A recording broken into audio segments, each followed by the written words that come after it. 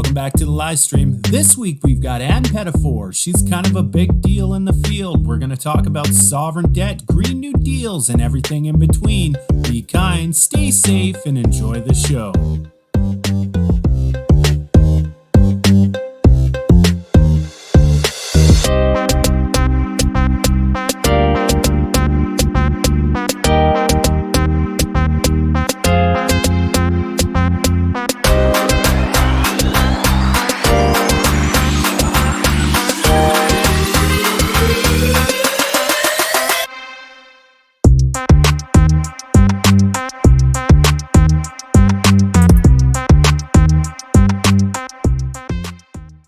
Welcome back to the live stream. It is October 28th, 2023. If you are watching on Twitter right now, make sure you hit that repost button. Is it X? It's X. And hit the like button. Then come over to the @ProfSteveKeen YouTube channel and chat with us. You can see the little chat going here, right there. Chat with us. We've got Pettifor with us today. We're going to talk all things economics. I named the episode Sovereign Debt because she kind of specializes in that, but she's got a really broad background in macroeconomics, so I suspect the conversation will go in all different directions for sure.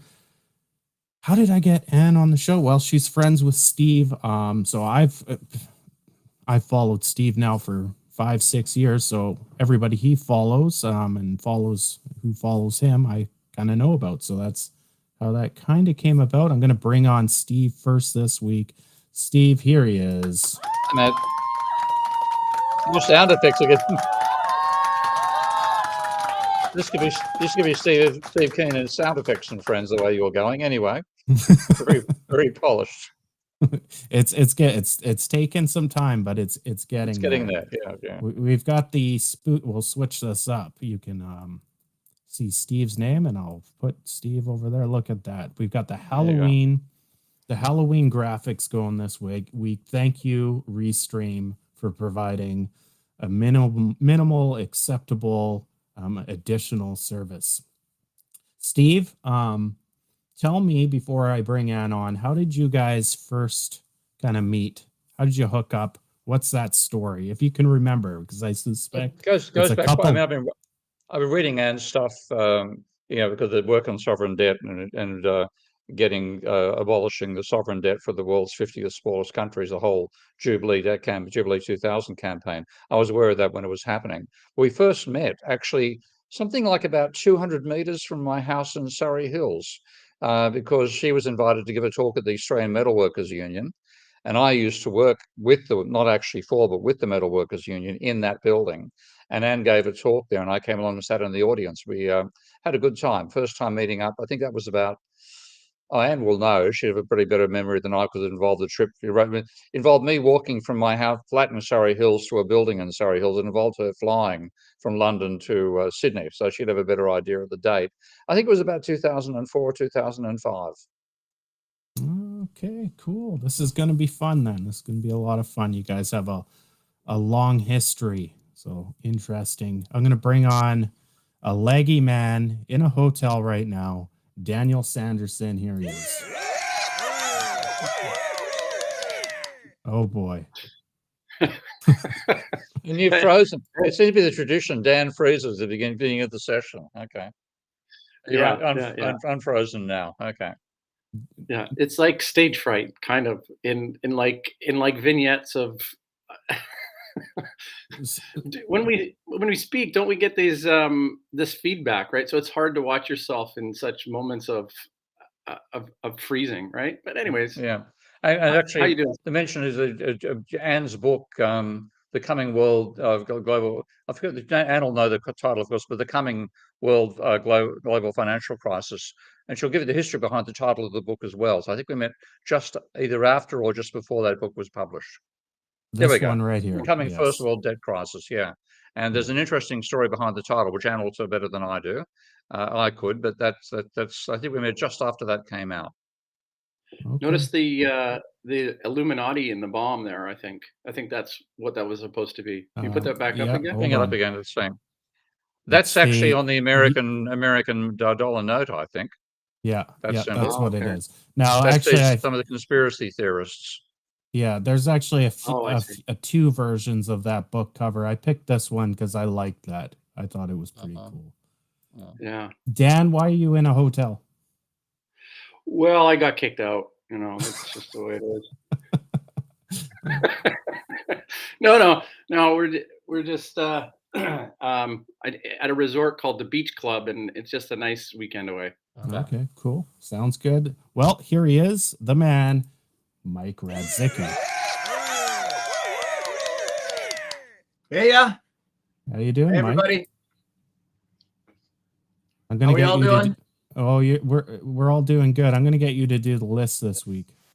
Oh boy. Okay. Yeah, I think you're the furthest one out from doing it. Might be Steve. I'll get Steve to do it next week, but I'm gonna pick you this week. So let's see if I can bring it up. Here it is. Top chatters, top commenters from last week. Go ahead.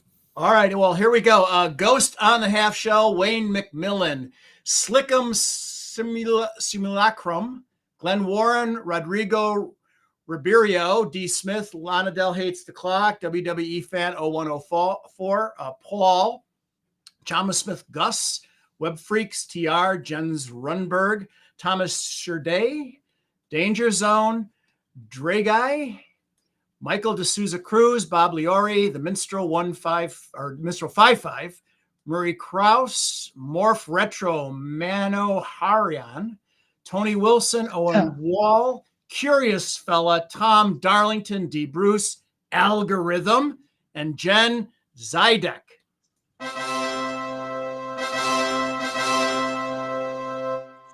Good job. Not sure how many I slaughtered, but just go. Don't think on it.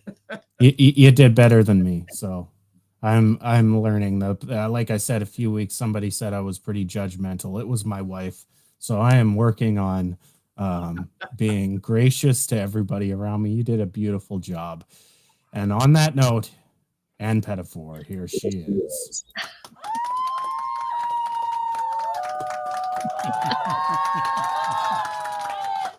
Wow, what a welcome. How you doing, Ann? So we all get cheered like that. I thought only the stars were cheered. I'm deeply moved. You're a star. You're a star, Ann. You are a star. Now, it depends on the star. There have been boos handed out. I have actually a group of people sitting on my sofa right now, and they make that decision. So we're gonna jump right into it, and we'll continue on with how you and Steve met. He kind of gave some of the details. Fill in the rest for us, Ann. So I remember it well, and of course, Steve's got it wrong because I knew about Steve long before 2003.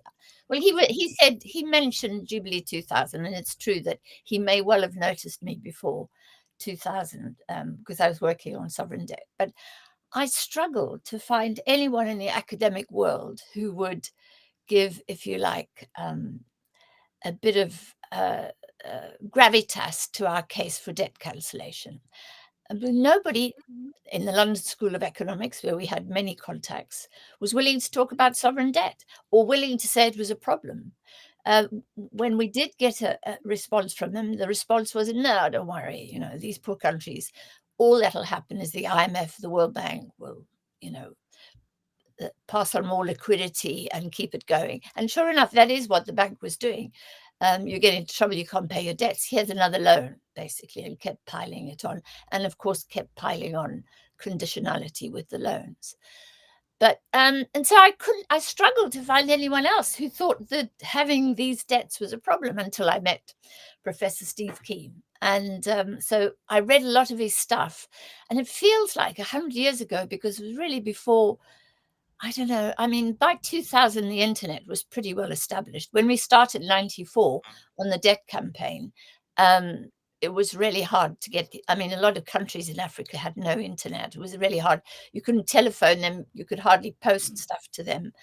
And they weren't on it. They only got on the internet towards the end of the campaign.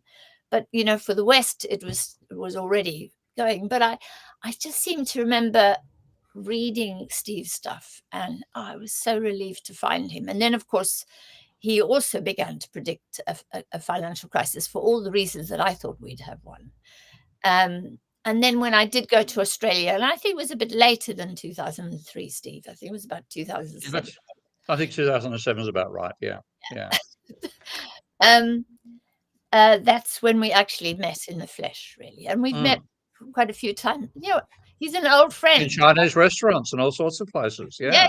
And I'm honored to have him as a friend, really. We don't agree on everything. Same for me, yeah. True. We don't agree on everything, but we are good friends. So it's just delightful to be here. One of the pleasures of being in London is catching up for you with a meal, having a good old chat. And together one thing I appreciate, you're down to earth, and you're grounded and funny. And that might be because we're both from, the deep south. I'm from South Africa originally. I come from Afrikaner stock. My father was an Afrikaner. My mother was English. And, we called a spade a spade. And so you come to England where everything is nuanced and subtle and dramatic. It's painful to adjust to. And to meet Steve was always a delight. No bullshit, no bullshit, just straight to the point always. Steve, I have always found he is, I don't know, has everybody heard who Chef Gordon Ramsay is? Yeah. Steve is basically the Ramsay of economics. If there were restaurants where neoclassicals opened up shop, he would be a Chef Gordon Ramsay going in there and saying, "Oh, this shit's fucking disgusting," right? That would be Steve's position in life. And how did you get into economics? What was the progression of that? What garnered that interest for you? Well, I did economics at university as an undergraduate, but I was in South Africa at the time. I was an anti-apartheid campaigner. I was trying to make sense of my world, and I'd come from, my parents were essentially working class. Both my parents had left school before the legal age for leaving. My dad had lied about his age to join the South African Air Force and then the Royal Air Force and go to war, because it was much more appealing than going to school. So I came from this background where I had hardly any intellectual, influence. And I started to do economics, and I just didn't see how it applied to an apartheid, how neoliberal economics, essentially, Samuelson, could apply to my country. We had a labor force that was incredibly regulated, if you like. You weren't allowed to have certain jobs. They were segregated. Black people were segregated in terms of the work that they could do, and they were sort of funneled into manual labor, essentially. And so that didn't fit with Samuelson, and all of it didn't make sense to me. And then I left South Africa, went to Dar es Salaam, Tanzania, for a while to live under the regime of Julian Nyerere, actually. And that really gave me some courage. And then I met a Briton, got married, and ended up in London. And then I watched what was happening to Africa gradually over the 80s and the 90s. And I began to read quite a lot about it. And then a job came up, in the Economist advertised this post for someone to help cancel the debts of the poorest countries. And I thought, I could do that. Anyway, I went for the interview. And in the interview, I was being interviewed by a millionaire that was bankrolling this campaign. And they said to me, what we'd like you to go to Washington and persuade the IMF and the World Bank to write off the debts. And I said, that would be foolish. Because on my own, I said, I'm a powerful cookie, but on my own, that ain't gonna wash. We need a public campaign. And they said, you can't have a public campaign about sovereign debt. It's far too complicated. So I said, well, if you can't have a public campaign about it, and put enormous pressure on the directors of the IMF and World Bank, not the bureaucracy, but the board. The finance ministers that actually sit on the board of the IMF and the World Bank, then you're not going to be able to cancel the debt. And with that, I flounced out of the interview. I thought I'd screwed up the job. And the chap who was sponsoring the thing, who was a very wealthy entrepreneur, decided that I was a good thing, and he called me back in again, and that, the rest is history. So I then began to develop this campaign, both in Britain, but it quickly turned and had to turn global, because the debt wasn't just owed to Britain, it was owed to creditors across the West. And we developed this global campaign. I think it's one of the most effective campaigns there's ever been. And at the 1998 G8 summit in Germany, the G8 heads of the G8 leaders committed to writing off about $100 billion of debt in nominal terms, which they did in due course. So that's where I come from. Right. And you're about the only person in the economic left to actually have a successful campaign like that too, which hats off to you, Anne, for pulling it off. And you haven't mentioned some of the all-nighters you put in to get that done. You've told me some tales of occasional wontons. So how about a bit of that? Yeah, the knives in my back as well, the scars that I bear, because it was really hard to sort of marshal all the do-gooders of the world, Oxfam, Christian Aid, all these guys, into one camp and persuade them that we had to go after one ask, if you like, one demand, and that we all had to unite behind it. And some of them, Oxfam refused to play ball. Oxfam said, we've got our own strategy. We don't, and we're doing structural adjustment. We can't do debt cancellation simultaneously. So forget it, and you go on with your little campaign, and we'll get on with what we were doing. And when the world leaders came to Birmingham in '98, we had mobilized 100,000 people on the streets of Birmingham to demand debt cancellation, and Oxfam was not present. They decided this wasn't their game. And enormously to their credit, after the meeting had happened, and it was a stunning event, and I'll probably tell you the story quickly. But after that, I got called in by Oxfam, and they said, sorry, we misjudged this completely. There was a demonstration on the streets of Birmingham at the G8 with 100,000 people, and there wasn't a single Oxfam poster. And this is very much, as part of our work. Can we join your campaign? And I said, yeah, of course. And with that, they gave me a check for £50,000, and off we went, really. So, but, the struggle of trying to unite groups and to do so. I'm very interested in a book that's just been published by Vincent Bevins about the failure of the social uprisings of the 2010s, and how these were horizontalist campaigns with people waving their hands instead of voting, and where there was no leadership. And who do you call in a crisis? Well, there aren't no leaders. We don't have no leaders. And Bevins argues that this led to the failure of those movements. And Jubilee 2000 wasn't like that, actually. We had leadership, we had a secretariat, we had clear goals, and blah, and we had success. But lots of people hated us for it. So there you go. That's showbiz. I'm so used to it because I killed myself laughing. One of those right-wing commentators, the bloke who now has his program on Twitter, I've forgotten his name, thankfully, but a media person. Yes, him. And he was saying how the left is organised and the left commits to an objective, and that's why I wrote it, and I saw a couple of other commentators said, I want to move to the planet you're on. Because the left that I've experienced is they can't organise a paper bag, let alone break their way out of one. Yeah, exactly. And the capacity to to fight and bicker and then not to turn up when it matters. And the left is the most useless bunch of twerps ever, unfortunately, in terms of comes to organisation. Yeah. So if you think about the American right, how skillful they were, right? If you think about the Tea Party, they decided they were going to, one, capture a political party.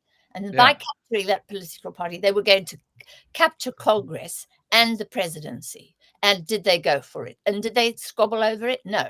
That's what they want to do, and that's what they did. The idea that the left would talk about capturing a political party and holding it, because once you captured a party, you've got to hang on to it.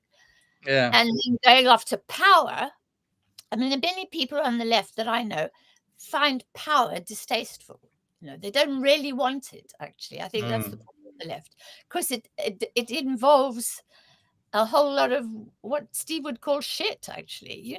It's horrible. It's ugly stuff. You've got to make decisions, and you sometimes have to make decisions that seem to be a opposite of your goals and your ideals and so on. But that's to get power. And the left is not interested in power, in political power. They'd rather go around saying the world is unkind and we should It's be more nice. protest. They want to be losers, in that sense. And like that's the pluralism. Like I saw a tweet a couple of days ago saying, "What about pluralism and economics?" I said it's for wimps. Neoclassical economics belongs in the garbage bin of history. It belongs with phlogiston and Ptolemaic astronomy. Forget about it. We should be trying to beat the bastards, not trying to knock out. It's a sort of Stockholm syndrome to some extent that I find the left is very guilty of. But let's not give up on them, because they're at least decent people, and they're decent people, yeah, but hopeless organisers. And the other thing, they haven't got money, and that's inevitable. So you can't pay for public relations campaigns. You can't get a leading spot on CNN. So that's an inevitable difficulty of being a critic of capitalism. You tend not to have any money to be critical with. Yeah. Anyway, that's the story. Let's talk about your latest book, how it came about, the case for a Green New Deal. Let me actually take that down here. Oh, my skills are bad. Let's put Anne right there. Let's bring up the book. Okay, now tell me, how did this book come apart? So just for the audience, I haven't done my due diligence on exploring Anne's work, so I'm doing it in this 2-hour period. So I'm finding out what these books are all about for the first time. So Anne, tell me, what is this book all about?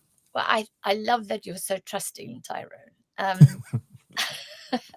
So this book came about because I was a co-founder member of a group called the Green New Deal Group back in 2007-8. So, I had predicted the financial crisis, and, to my horror, nobody else. I'd been ridiculed, as indeed Steve has been. Really, people laughed at it, and the book, my predicting book, my book of prediction, fell like a lead balloon. Really, but as soon as the crisis happened, people began to say, "Oh, she knows what she's talking about." Anyway, the point is that in 2007, I joined a group of environmentalists and economists, and a guy who was running a solar energy company, and other activists in the green movement. And we got together to decide what to do at the height of the global. I mean, many people think the global financial crisis happened in 2008 with the collapse of Lehman's, but actually it broke in August 2007 when interbank lending froze. And at that point, we began to understand that this was a very severe crisis. And we had this sort of delusion that actually, because it was all going to fall down, that we were going to have, there was going to be an alternative. But what we knew was that there was no plan B. Anyway, a really inspired guy called Colin Hines pulled us all together and said, look, come on, let's talk about a plan B. And they, of course, wanted a plan B that would have put the environment at the top of the agenda. And, I knew a fair amount because I'd been at the New Economics Foundation for several years, for 5 years. And my colleagues were all green economists, if you like. But I'm not really an expert at all on the environment. But what was very clear to me was that if we wanted to manage the ecosystem, we had to begin by managing the monetary system, the financial system. And I worked with a chap called Jeff Tiley, who's my mentor, a great friend, and now the senior economist at the TUC here in the UK.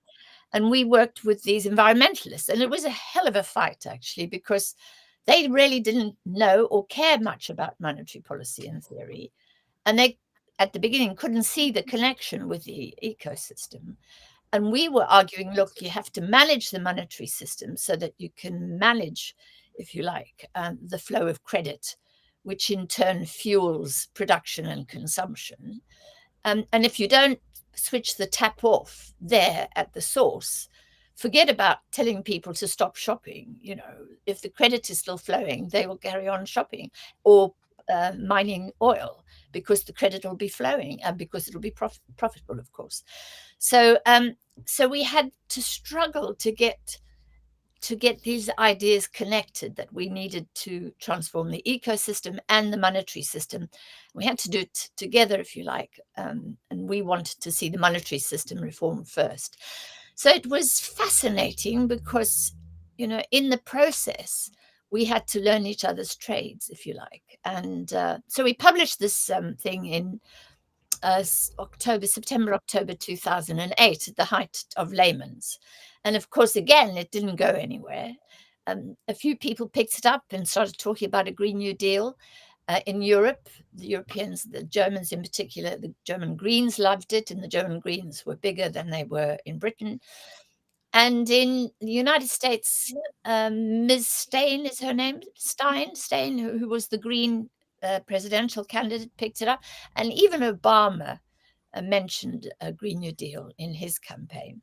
But it didn't really get traction. But the point is, the report was really, I thought, important, and we liked it very much. And then one day in 2018, I think it was, there was a knock on my door and a group of Justice Democrats came along, and they said they were preparing for a by-election in New York, and they had a wonderful candidate, Alexandria Ocasio-Cortez, who was going to stand, and she was looking for a platform, if you like. Anyway, we discussed the Green New Deal and other matters.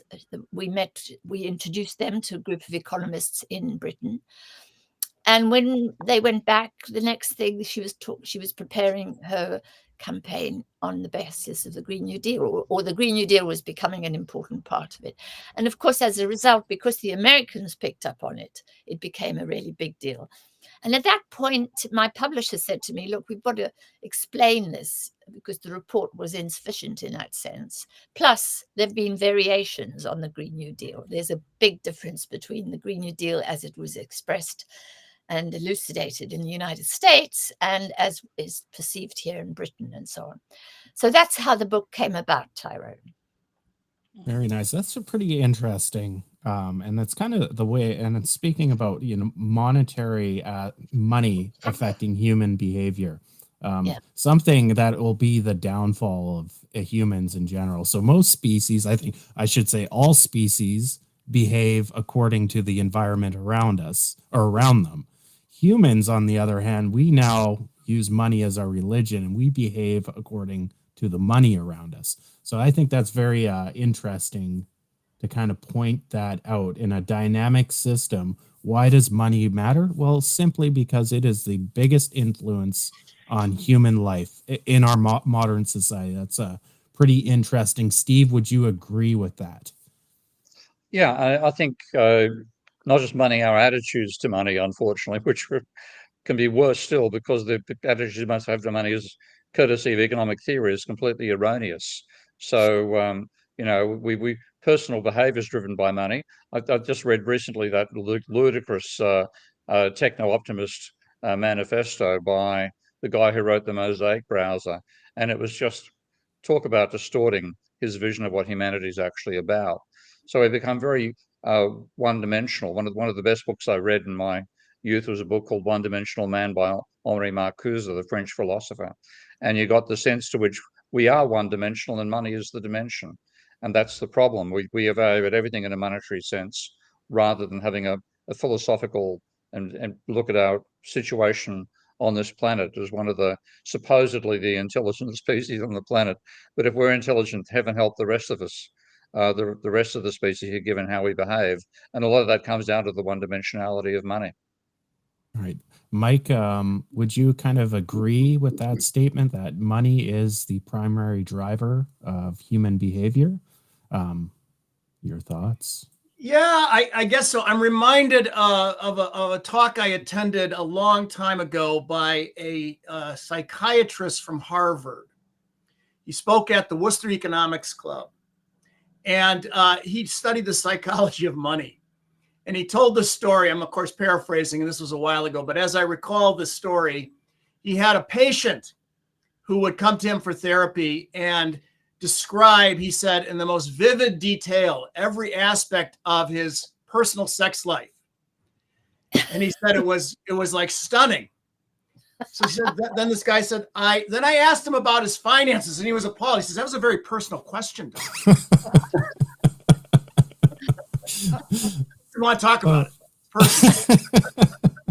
That says it Oh, all. yeah. That really does. I mean, Yeah. one of my just to push in a different direction there.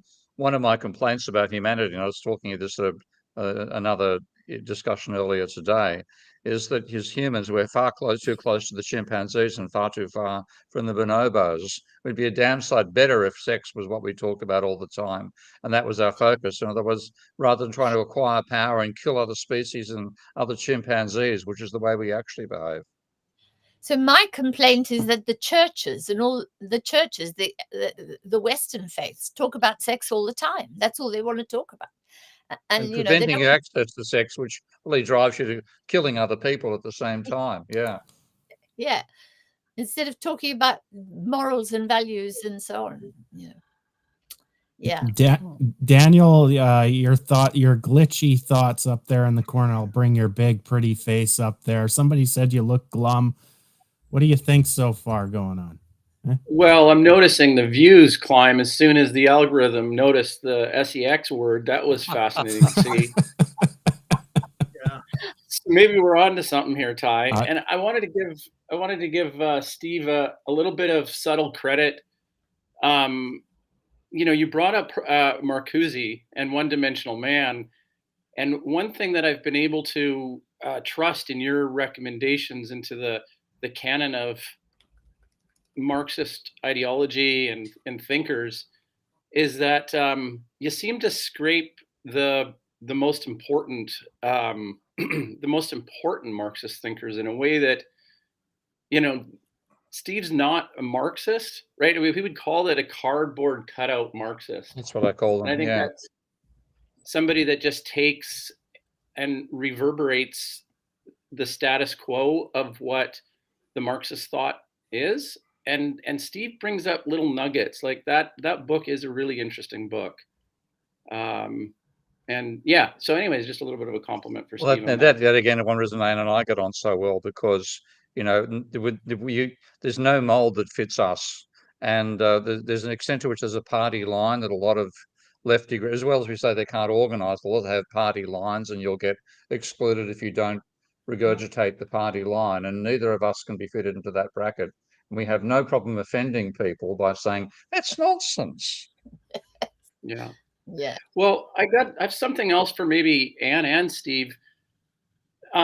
There's an accusation in and towards the left that the left is just trying to reestablish power and have power shifted to them. So it's really interesting how Anne pointed out that they're actually allergic to power and they don't know how to handle power and they don't realize how they have to take I guess like monetary policy and embrace it. What would you guys say to that about the contradiction, or I guess it's just the accusation that comes that it's a power grab?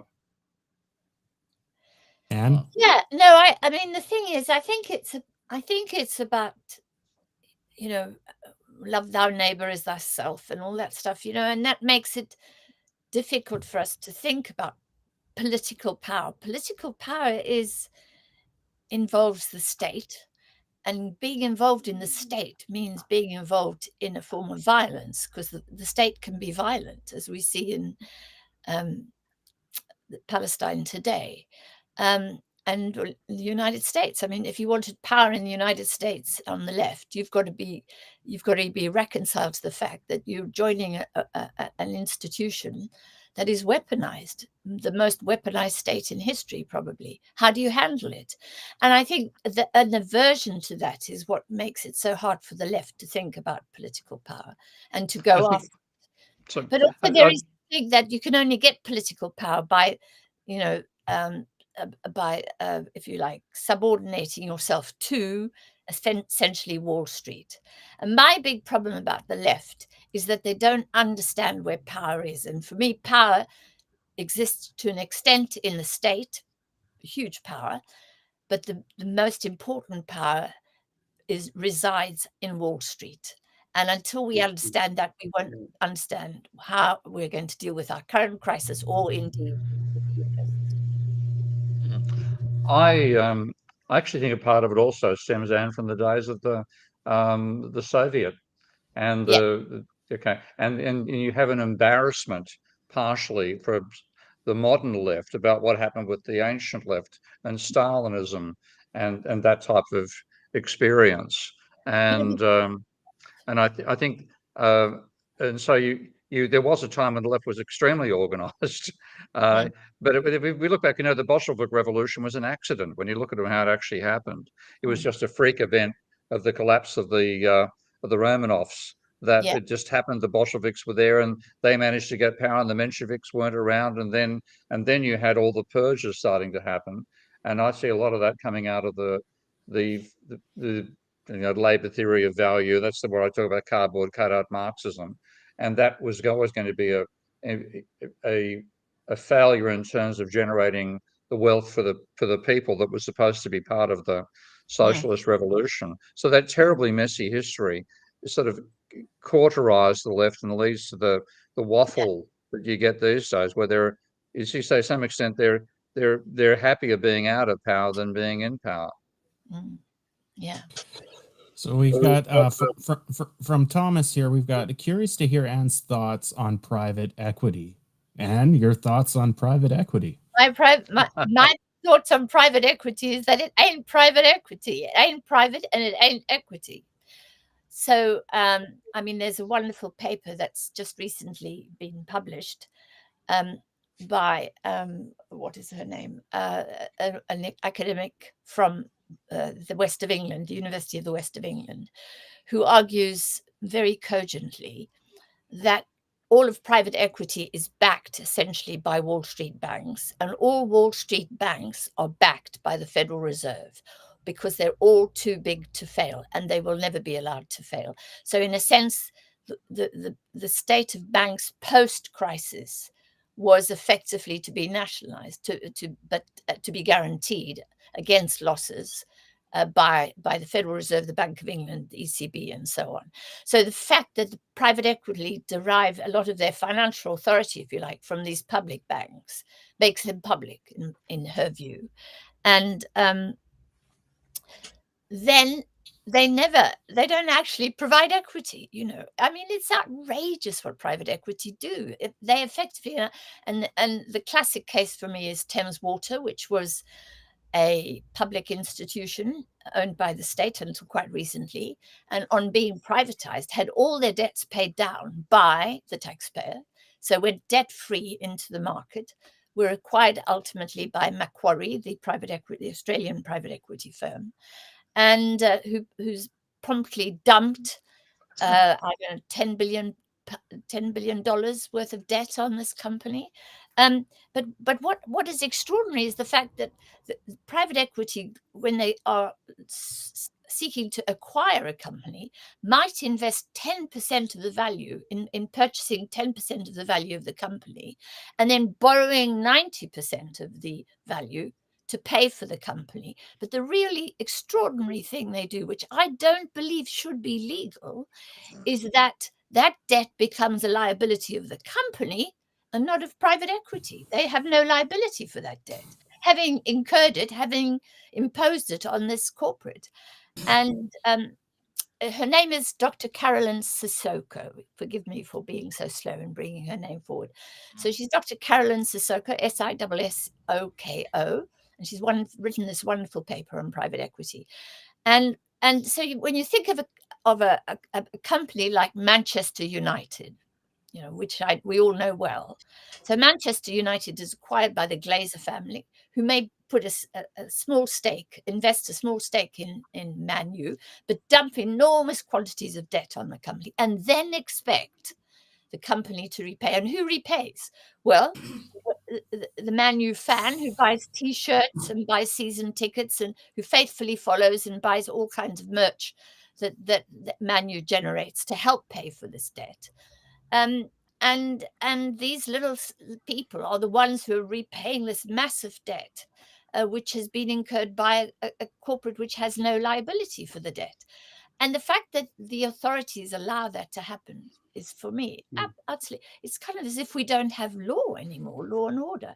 But anyway, so having borrowed this massive amount of debt, also at very low rates of interest, private equity is now beginning to feel the pain as having bought up whole housing estates, nursing homes, GP surgeries, God knows what else, are now finding that these companies aren't able to repay the debt, and interest rates are rising, etc., etc. So we're beginning to see them dispose of these assets in which they have no liability, and it's beginning to happen, as I understand it, in the United States already with the sale of housing estates. But the very structure of this business seems to me to be illegal, and I don't understand how it can be allowed to happen. But what it's done and Caroline Sissoko is very clear about this, is to alter the incentives imposed on management. So today, in the case of Thames Water, which is our biggest water company here and mainly feeds London, instead of focusing on keeping the water infrastructure maintained and clean and so on, it is management's almost entirely focused on repaying the debt. And as a result, we have a huge crisis here in Britain where our rivers are being polluted by water companies who can't manage the waste water system. But who aren't even bothered about that, because their biggest problem isn't the wastewater system and polluted rivers. Their biggest problem is this vast overhang of debt, which they're obliged to find repayment of anyway. So I think private equity is the biggest con there can be, and it's destructive as well. Well said. Steve, your thoughts, private equity? I mean, Anne's got more experience there than I have, but the same basic idea. What you've got is capitalism is when you get financial capitalism, you have asset stripping becoming the focus of what the corporation tries to do, rather than industrial focus and industrial development. So we have an ideology of capitalism which is still based around the idea of a 19th century industrial development capitalism. But by letting the private financial system get so gigantic, or the growth in private debt, you now have a focus upon asset stripping, using that debt, and financial manipulation. The whole greed is good mentality, and that's been incredibly destructive of what really is if you want to isolate the positive characteristics of capitalism, it comes down to industrial development, technological advances, and all that stuff is passé to this mob. They just want to know, how can they pump up the share price? How can they take a large margin out of it? And what you end up with is a financial system dominated by debt. And that's, if anything, was the unifying element of the research that Anne and I have both independently done. It's the importance of debt and how it's ignored by mainstream economics, and how vital it is in the real world. And the last thing you want to do is let financial capitalism dominate industrial capitalism, but that's what we've done. Yeah. And Steve, I'm been longing to talk to you about this, because you and I both argued that it was because of the overhang of debt relative to global income that a crisis was inevitable back in 2005-06. Yeah. And global debt today is higher. I mean, I struggle to. I mean, the interesting thing is it's beginning to fall, and I think that's deeply worrying. And I think we're in for a period of debt deflation, essentially, or at least the debt deflationary cycle is beginning to lock in. But $300 trillion of debt owed for a global income of $80 to $100 trillion. That's higher than it was in 2005-06. No. And No, that it's means, not. It's not quite. I mean, if you and I know the importance of distinguishing private debt from government debt. So the sovereign debt you focus upon was the foreign debt of sovereign yeah. countries. Okay, and that's probably the most But my destructive of all. $300 trillion is both private and public. Yeah, I still think like public. This is where I agree with MMT that Yeah. public debt is really a record of public money creation. You know, a high level of public debt reflects a large amount of fiat money creation by that particular country. The dangerous one, even though I take Richard Vague's point, I'd like to have Richard on the show at some stage as well. But Richard says there's nonetheless been a trend of rising debt compared to GDP over time, and empirically he's quite correct about that. But the dangerous one is private debt. That's the one you and I focused on as causing the crisis back Yeah. in 2007. And when you look at the level of private debt, it's about the same as it was in 2008. It's down slightly, and it rose after falling for a while with the crisis. It then began to rise, and that's just too high. The level of private debt, I think, is about 3 times what it should be compared to GDP. If you want to see when capitalism was its most healthy, it was back in what was called the golden age of capitalism. And at that stage, the level of private debt, using America as an indicator, was between 50 and 70% of GDP.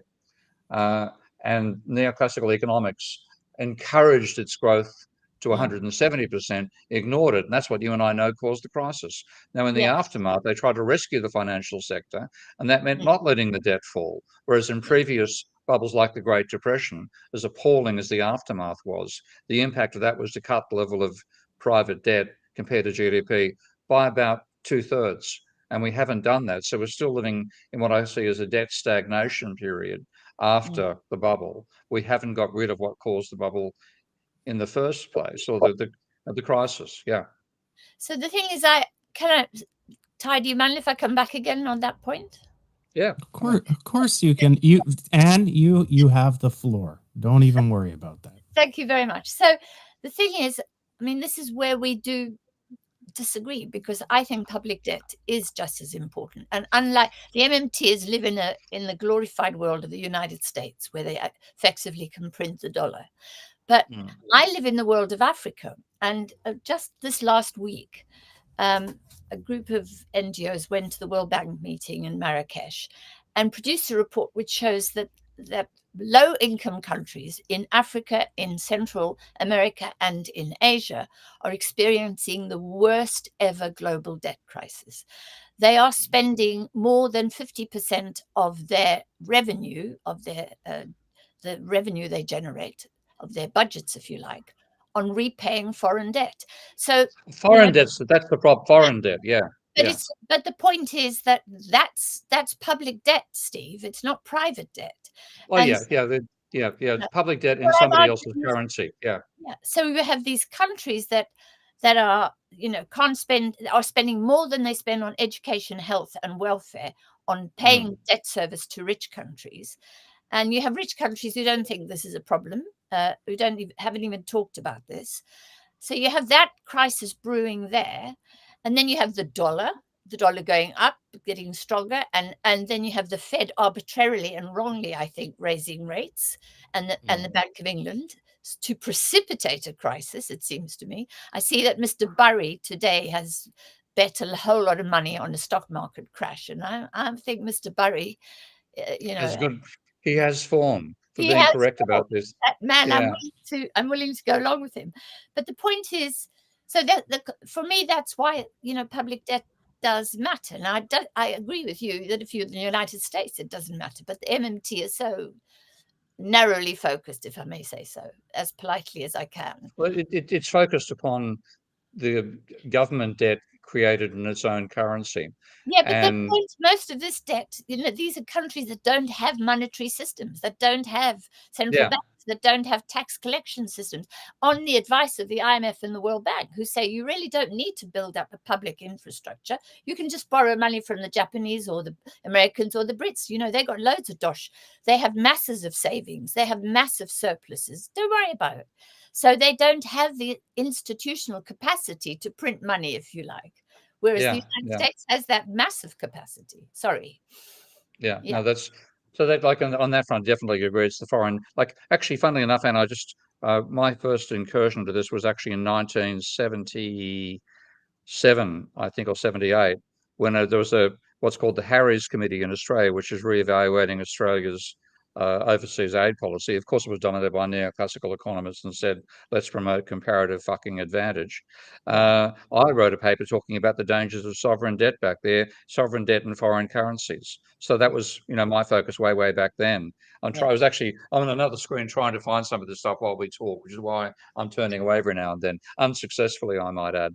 But yeah, so to me, the perverted attitudes to foreign debt, to debt in general, that mainstream economics has, is one reason why it's so dysfunctional. As you say, they tell the third world countries to borrow from the Japanese, which means they have debt in yen, so they've got to export, and therefore they don't do domestic development. They say don't build a domestic financial infrastructure, when that's what enables you to invest domestically and build your own productive capacity. And they say private debt's not a problem, and that causes financial bubbles. So, I think on that page you can say neoclassical economics is 100% reliable as a predictor. Whatever they say, do the opposite. Yeah.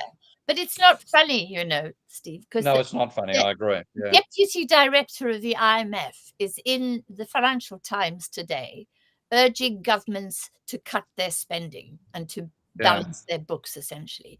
And she is behaving and speaking as if, there are not massive imbalances in the global economy between the 1% and the 99%. She just ignores the wealth effect, the inequality thing. Secondly, that there are massive trade imbalances and financial imbalances. And then thirdly, it's entirely fiscal focused. The only thing she cares about is fiscal capacity. She doesn't care about monetary capacity. She doesn't want you to have monetary capacity. She wants you only to, collect taxes, essentially, and pay for everything by collecting taxes. So I agree with MMT on that point. I have lots of differences with MMT, but on that point, they are so right that you don't pay for this stuff by taxes. For me, are a consequence of investment. Taxes are what you get when you invest, in particular, in employment. If you invest in unemployment, there will be no tax revenues, and you won't balance your books. It's as simple as that, But no, so for me, the thing is, the ideology is so deeply entrenched in the institutions that kind of govern, if you like, poorest countries. By the way, can I just mention this paper, The Worst Ever Global Debt Crisis? It's written by another old friend of mine, Matthew Martin, who's at an institution called Development Finance internationally. And it's got a list of all the countries' levels of debt. What's extraordinary to me is that China's total debt service as a percentage of revenue is 82%. 82% of the revenue goes into paying both domestic and foreign debt. And it's China. Yeah, it's very high levels of debt. So, which you mentioned as well, Steve, I think you are aware of. Yeah. But, for many countries like Ghana, it's 118% of their revenue. In the case of little old Malawi, which I know well, which is the poorest country, one of the poorest countries you've ever seen. It's got virtually nothing except failing harvests. 132% of revenue is spent on servicing debts. So, this is a wonderful paper if anyone's interested in the sovereign debt crisis, which they call the worst ever global debt crisis. Wow. If you are watching on the Prof. Steve Keen YouTube channel, make sure you hit that like button. Ghost on the half shell. How many likes do we have so far? I haven't actually checked that feed on YouTube. Put a number up there and let's try to bump that number up a bit. If you're on Twitter 31. or now 31 is not good enough, guys. We've got 43 people on YouTube right now, about 20 on Twitter. We need some more. You guys over on Twitter or X, come over to the Prof. Steve Keen YouTube channel, hit that like button, join the chat. I saw a bunch of MMTers going off in the chat there over that last little bit, but there are some. Get Daniel Gabor, by the way. Good recommendation there. Well, I was going to say, I hope you chaps will have more women on your show. Daniel, Yeah. So- yeah, it's- So yeah, here, yeah. here's the thing, Anne, is this is one of the reasons I really wanted you on, is because I hate to put it this way, but it's been a bit of a sausage fest on this show of men. And one of the things that I really wanted for this show, and I think Steve would agree, is one that we can bring a different schools together. So we've had Austrians on, even a neoclassical that he was fun. That was one of the unity, and also that there are a lot of strong women in economics that don't get the voice on, CNBC and Bloomberg and all that shit. That I'd really like to come on this show, but we've just had male guests. So when I reach out to some of these strong women, all I got them to refer to is a bunch of guys talking between each other. So you are going to actually be a template, so I can show. We've got a few other nice women coming in the next few weeks and few months. But I'm going to use this episode as a template that, women are generally and my wife would say this too, are smarter than men when having an emotional conversation about intellectual topics, I think. And it seems like they're on the sidelines quite. I got to really be careful how I say this, so I don't get in trouble with my wife later. Hi, baby. So no, you're gonna be the template, Anne, and we're gonna get more women on the show. And can I just say, Ty, that God, the blokes are emotional. Are they so emotional? They're so emotional about you can psychoanalyze their economics. It's so easy, really. And so the idea that women are the ones that have this capacity, but men are, objective and straightforward and seeing things as they really are. It ain't the case. That's why they start churches and wear skirts. Yeah. Yeah, exactly. So anyway, yeah. And ban women. Yeah. Here's the thing. When I look at the chat, we've got about 40% women in the chat.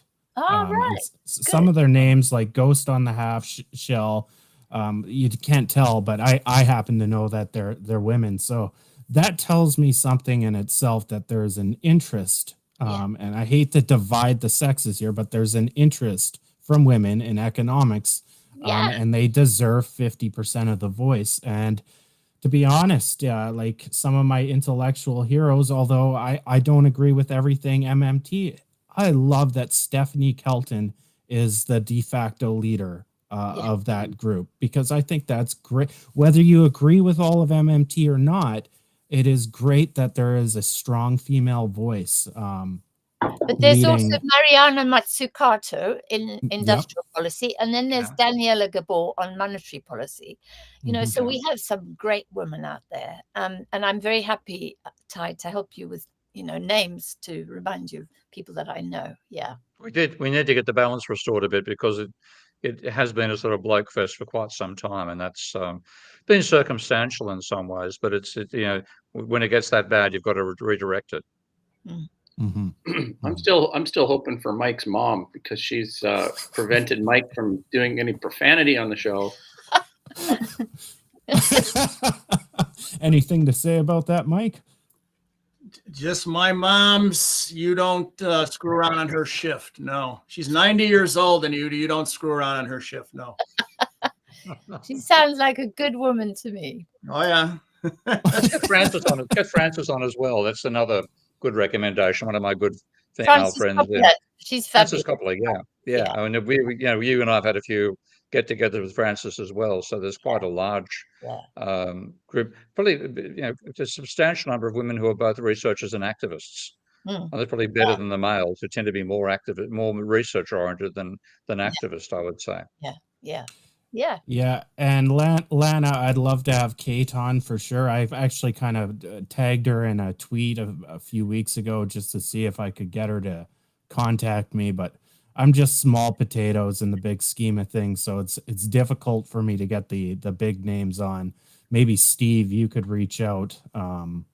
If you've had interactions with her and done presentations Give with it a her try. too. Yeah, So. I mean, again, Kate and Mariana are both extremely busy, but Kate's donut economics concept has been incredibly successful as a meme of a sustainability meme, which is a very rare idea, and that makes her incredibly busy. And equally, Mariana's ridiculously busy. We actually spoke at a conference together in Barcelona about 6 months ago, the last time I saw her.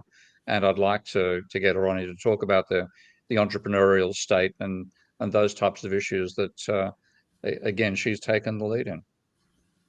So it's come to the point. Okay, so Anne, I've got to get you to read the list, and the list of top chatters and commenters from last week. Right. And basically, we will have you back in the future for sure.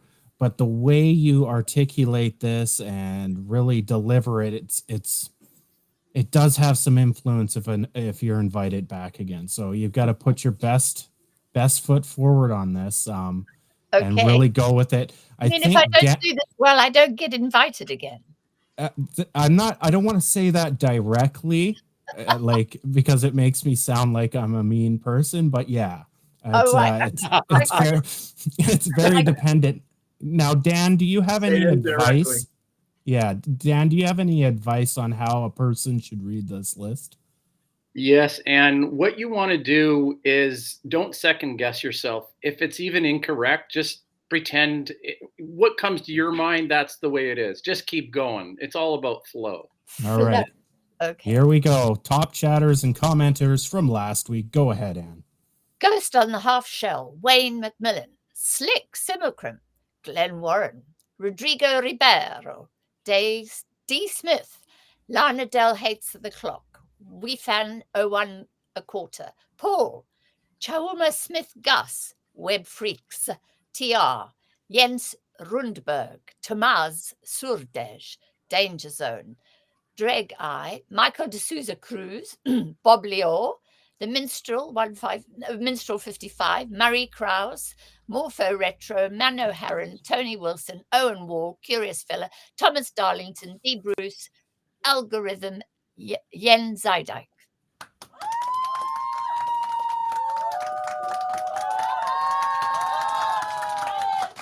I think everything sounds better with a British accent. I was just gonna you nailed that, especially on WWE Fan 01 and a quarter. That was that was very UK. Point. Yeah. We're definitely going to have you back, Anne. Tell us how you make a living these days with your business of prime economics and so on. That's worth getting out there as well. Well, now, first of all, I've got a Substack, and I'm very glad that I have quite a few followers. Not as many as you have, Steve, but I have. I'd be very grateful if people. Subscriptions are free, but I'm also grateful if people make donations. So I do that, and I give speeches, and I get paid for my speeches. I mainly earn money from writing and speaking, and it's a precarious existence. It is, but it gives me a hell of a lot of freedom. I'm so glad I'm not on someone's payroll, and therefore obliged to say things that suit whoever's employed me. And my website is Policy Research in Macroeconomics, Prime Economics, which is actually a place where I gather friends, people who think like I do. And in particular, I post the work of Karl Polanyi, who's one of my heroes, as well as John Maynard Keynes. I'm essentially a Keynesian monetary theorist. So that's me. In that sense, actually, we're probably more free enterprise than a lot of the neoclassicals who criticize our approach to economics are on the state tit, and they're being paid. I find it quite ridiculous because in that sense, you and I are absolutely free enterprise. We're out there, we make our money in the market. People have to financially support us for us to be able to buy dinner. So we're the capitalists and those bunch of socialists. That's for sure. I believe Adam Smith wrote that he felt teachers should be paid by their students according to what the students felt they were worth. So kind of what you're doing. That is the measure. In which case, people think Steve Keen's pretty well worth his salt. It's still a tough living, and I'm going to be better if I was a right-wing asshole. I'd get a lot more money. Yeah, that's true. Yeah. So yeah, no, so I write, but I write particularly, and I write with a focus on women, actually, because it annoys me intensely that most women have a better understanding of economics in the sense of they are responsible for the household, managing the household's income, managing it, if not earning it.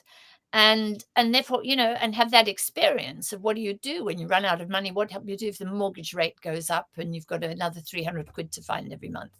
A lot of women have that responsibility, and yet they think they don't understand economics.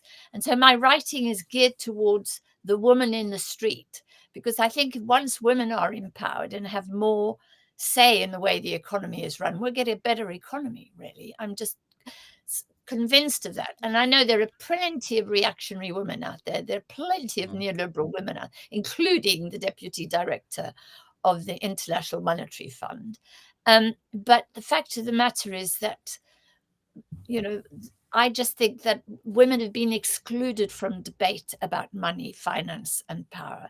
And so everything I write it assumes that the person reading it is not an economist, but is someone who wants to understand these big forces that actually impact massively on lives. And can I just quickly plug my next book, which is I'm trying to write a book, and it's not easy, in which I say that actually the government of the world is the international financial system. The markets in money decide almost anything and everything we do.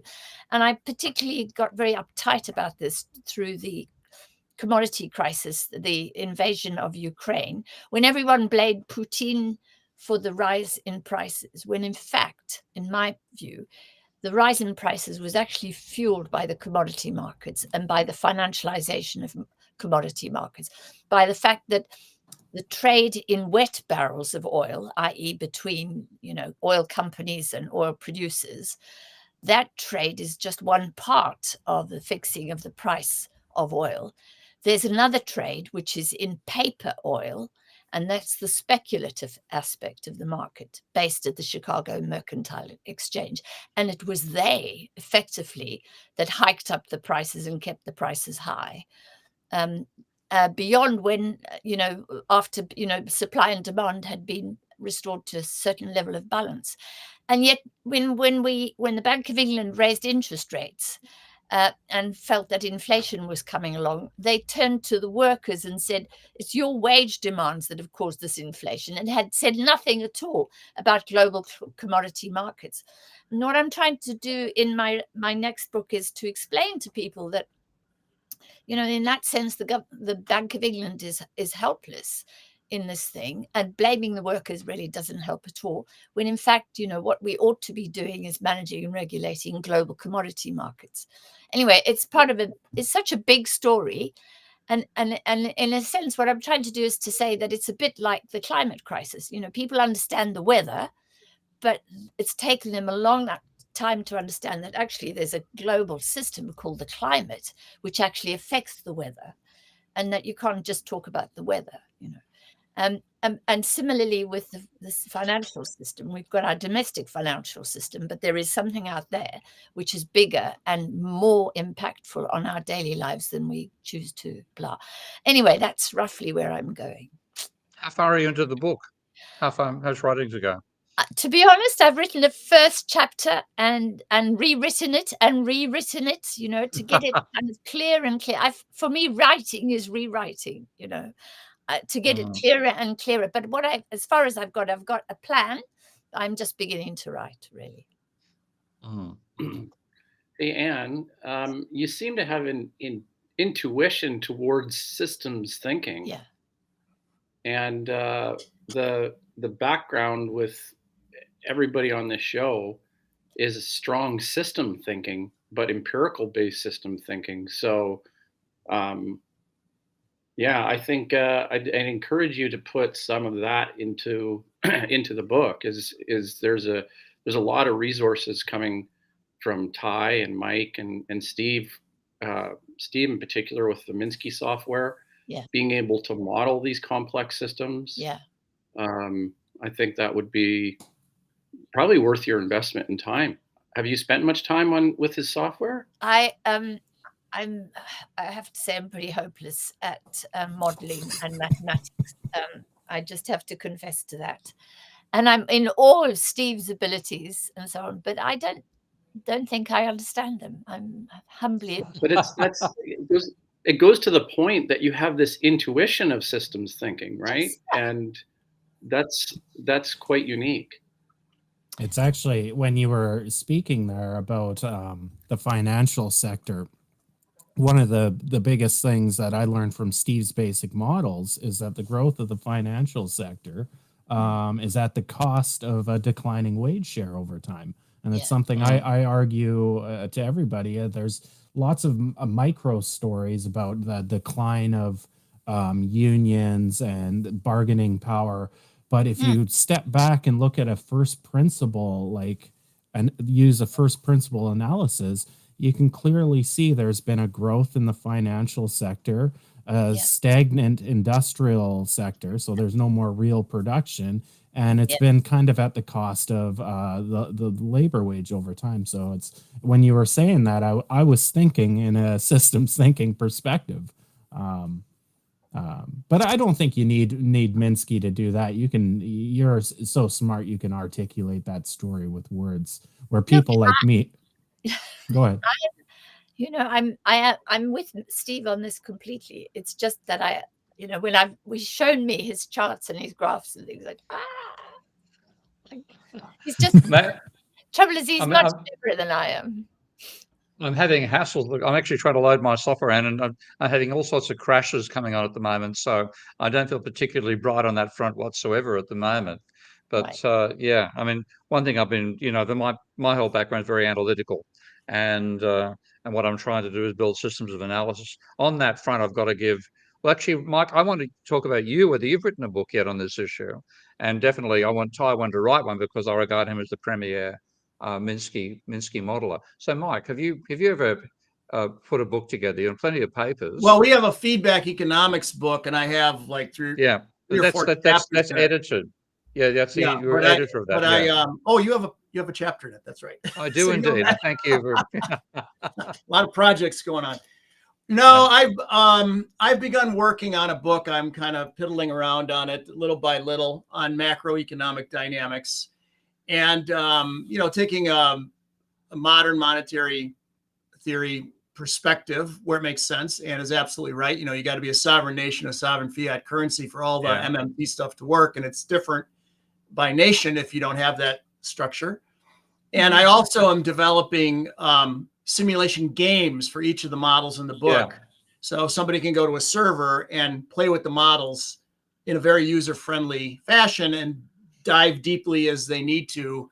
Some people don't want to take a deep dive. That's fine. But if you're interested in all the equations and all the math and stuff, you can do that. It's slow going because there's a lot. You want to make sure it's bulletproof and really solid. I would like you to write a book, okay? Because I think your approach to modeling is so strong. And I did a bit of background on Mike, because you haven't met Mike before. Mike runs the systems dynamics oriented economics degree at Worcester Polytechnic, and has been president of the American System Dynamics Society and of the economic component of the System Dynamics Society. So there's a strong history there, and a strong post-Keynesian as well.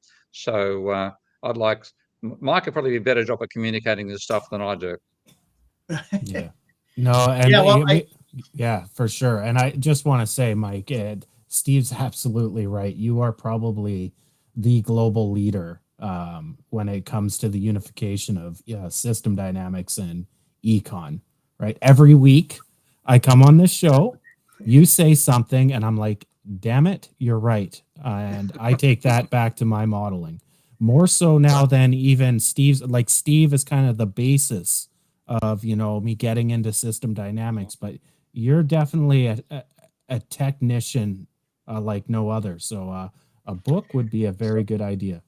Yeah, so I've got, kind of the introduction written, and I'm accumulating models. One of the problems when you make stuff into games, serious games, right? You try and make a template so they're all look kind of the same. They're different models and whatever, but that people become familiar with how to maneuver around and everything. And every time I come up with a better way to do something, I have to go back and revise all the previous ones so they're all consistent. And so it's quite time consuming. Just a couple comments. So Anne, I love your stuff. And, Dan suggests kind of like your systems thinking in terms of your intuition, sort of just grab Minsky and learn how to do it and translate your ideas into math. Sure, that's, wave a magic wand. That would be a wonderful world. But that's, real in the real world, there's only so many hours in the day. So what you need to is team up with a modeler and who can take what you know and say, I'm going to write an equation or set of equations or, lay out what you're telling me. Let's make sure I got it right. Okay, then let's move on. And after a while, you'll have your ideas presented precisely. And when you press the go button, the machine will mercilessly simulate the implications of your knowledge base, your mental model, if you will, your intuition. And often people are surprised over time because we're very bad at mentally simulating our own very complex and rich mental models. So I think our great economic thinkers aren't necessarily our best technical modelers because there's only so many hours in the day. So we have to partner. And then once we have something that's worth distributing, we have to use things like games to get everybody else to understand what we've done. Because if you start showing them equations and stuff, forget about it. They, their eyes gloss over and they go play ping pong, right? Yeah. So, and let me say one other thing, if I may, in terms of what I was hearing today, which I'm 100% on board with. When it comes to leverage buyouts, they should be illegal, but the regulators and the lawmakers are always trying to catch up to the people, the capitalists or whatever you want to say, the entrepreneurs who are always looking for loopholes and how to make money and what have you. When you get to too big to fail, where were the regulators? Why are these banks getting so big that they're too big to fail? And why weren't the people who practiced moral hazard and gambled with everybody else's money not punished for what they did? When it's a profit and loss system. There's got to be a punishment when you screw up, and there was none. They got bailed out on a matter of speculators as opposed to hedgers in the oil market or any of the financial markets, currency trading or whatever. That we have a Tobin tax on the table and nobody institutes it to tamp down the speculators, right? So the regulators, the lawmakers are always trying to catch up to the cleverness of human beings to exploit the system for money. And then you get into, campaign contributions and lobbying and whatever. But wouldn't it be nice to build some formal models where we say, let's have it without a Tobin tax. Now let's have it turn on the Tobin tax and let's look at the difference. So on and so forth. So I think that's where the simulation tool, where we're not bound by the traditional neoclassical stuff. We can model kind of anything. As long as we can precisely state what we're talking about, even soft variables. And then, like I say, I think to complete my comments, we have to make it user friendly. So the business community, the average citizen, the media, they can understand what we've done.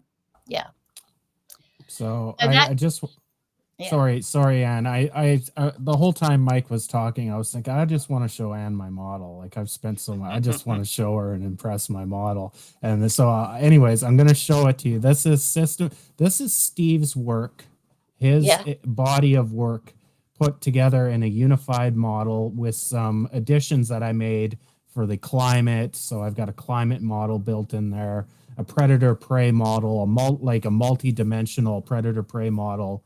I'll just maximize it, and we're not going to go crazy on the equations, but we'll play it here, and hopefully it works.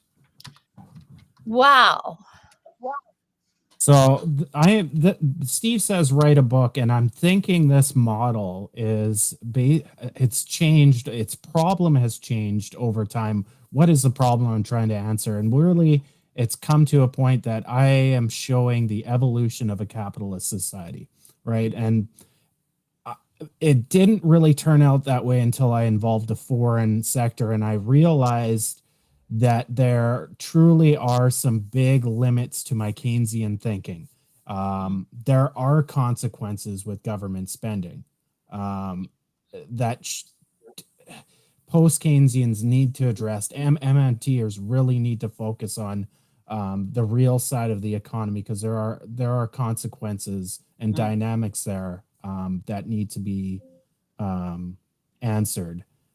So yeah, I just wanted to show you because I'm so proud of this, and I like you so much that I was like, oh, I gotta brag.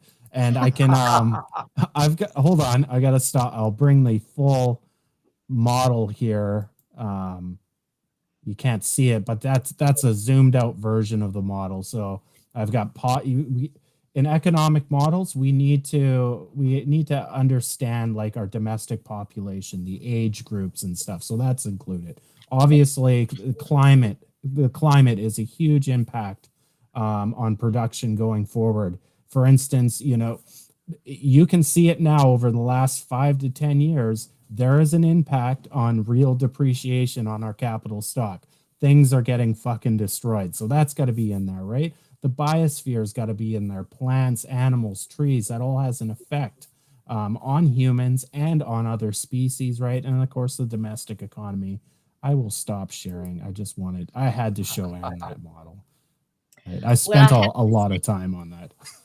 So, Ty, I was once married to a physicist, and who was brilliant at mathematics, and who taught me that models can be beautiful. And I have to say that was beautiful. I could see that's beautiful. So I can see that, but I just don't know how the hell to do it myself, really. That's actually Mike's point about hiring a modeler to help you.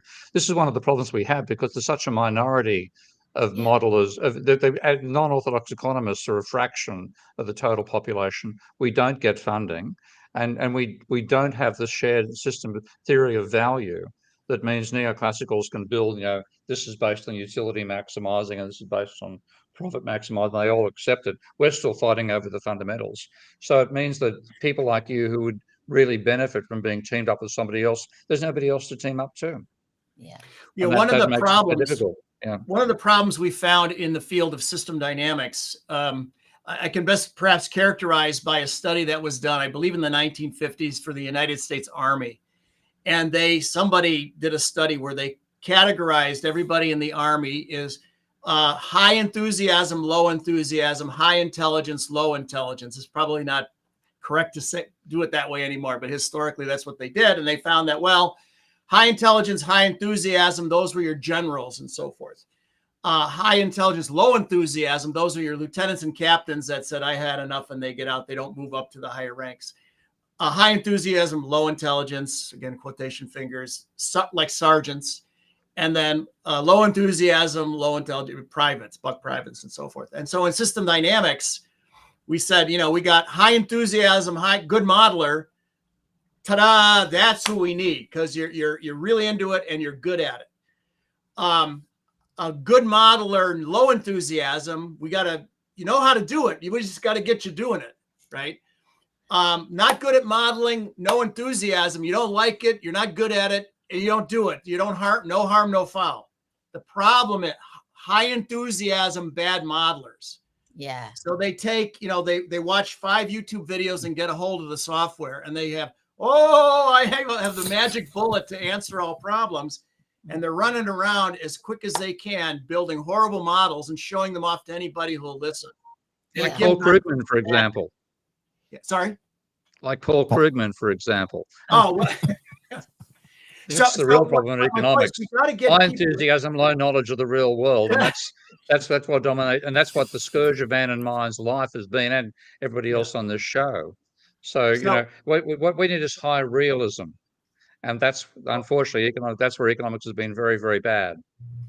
100%. But in terms of specifically modeling, whether it's Minsky or what we need to do is get people past the introductory stage where they can maneuver around, and but you got to get them up to the research level of modeling acumen. And we found that just taking classes and doing homework assignments doesn't get you there. That gets you to maybe the intermediate level, like it can build a model and it's technically correct. It's not just terribly insightful. To get people to the level where the model tells you something you don't already know requires mentorship. We found that you need a veteran modeler to help you, to get you over the hump. And it doesn't take like years, but it might take 3 months of, once a week or so, you meet with that person and say, what are we trying to do here? And you say, all right, there's a better way to approach that, right? And you make some suggestions, and then suddenly the light bulb goes on and they get it and they're off to the races. But until we get enough folks to that level, then they can either do it themselves or work with people who have the domain knowledge and capture in a technically correct, insightful, dynamic model, and then make it accessible to the general citizenry, the business community, and whatever. We're going to be struggling. Yeah. Yeah. So, I know the perfect person to head something like that up. Mike Radzicki would be a great. Well, like think of there's a lot of moving parts to putting something like that together, but I think Mike has a gentle touch to be able to. You do this with your graduate students and your PhD students all the time, right? So I think it's almost mandatory. If you want a doctoral student to do good PhD work with dynamic modeling, you got to mentor them. They take all the classes and exams and stuff, and there's a bell curve. Some people are off to the races, but the average person, they got to sit with you for on the order of 3-4 months, once a week, twice a week. And here's what I'm trying to do. And then you say, remember in our class when we talked about this? A lot of times they don't remember. So you pull it up on the screen, you say, remember? They're like, oh, at the time, I didn't realize why you were showing us that. Now, boom, the light bulb goes on. And then you get them, then they get it. And then they do some outstanding work. We had Tim on last week, right? He's really good, right? And he got it. It took there's a progression, and once the light bulb goes on, he's off to the races. Sweet. We've got some questions here for Anne from Ghost on the Half Shell. Yeah, this question about how much lending has been extended to so many countries. What happens to the hedge funds and nations that lend, like China? Well, they tend to get bailed out on the one hand, and I'm thinking of vulture funds based in New York. The international financial system, and I'm sorry to switch us off from this question of modeling, which I was finding fascinating, but this is to answer the question. So unlike the domestic system, where if, the warehouse burns down and the debtor is unable to pay, then a procedure intervenes, and an arbitrator is appointed to negotiate between the debtor and the creditor as to who should bear the full brunt of losses. And invariably, in the bankruptcy framework, it's shared more or less equally, and sometimes the creditor takes a bit bigger share of the burden than the debtor. In the international financial system, there ain't no bankruptcy process, right? There is no arbitrator. The IMF is there, but the IMF is a major creditor. And so the system is designed to benefit creditors, which was why Wall Street, which would much, much rather lend to a sovereign than it would to an enterprise in a regulated economy, because they can just hang on in there. And if the debt doesn't get paid immediately, with time, it will be paid in full. And I've worked with vulture funds, Elliott Associates most notoriously, who have bought outstanding debt in the commercial markets, in the capital markets, at 10% in the dollar, and then just sat on it and demanded 100 cents on the dollar in repayment. And that in particular in relation to Peru, but also to other countries in Africa. And what they do is they appeal to the American courts to protect their interests, and the American courts actually overturn international law and even their own law in order to defend those hedge funds and those vulture funds. And then in the case of sovereigns like China, it's a matter of time. China can wait to be repaid over time. And so could all the major G8 creditors. And indeed, they benefit. That they really. I remember reading. Oh, what was the name? This was a wonderful woman who wrote a book on sovereign debt back in the 70s, and I forget her name now. And she explained. Strange. Sorry, not Susan Susan? Strange. No, she Okay. Yeah. predated Susan. And she argued that when the United States lent money to Europe post-war, the last thing they wanted was to be repaid, right? Because to be repaid, Europe would have had to dump exports into the American market, and the Americans didn't want that. They wanted you to be indebted. They wanted to lend more money to Europeans to buy American goods and services. And so that's the case for most sovereign creditors. And so we have the situation where actually the crisis can never be resolved, and there is no framework. So after the Jubilee 2000 campaign, I was quite chuffed that we managed to write off about $100 billion of debt in nominal terms. I then went to work for Nigeria in 2005 and was involved in direct negotiation with the Paris Club of Creditors in Paris, in the French Treasury, and cleared $30 billion of debt owed by Nigeria. And was so interesting to see the difference there between those, because Nigeria was the guy who owed the bank a lot of money. If you owe the bank £1,000, it's your problem. If you owe them £1 million, it's the bank's problem. Well, Nigeria was the IMF's problem, and the IMF had to buckle. It was so fascinating to see that.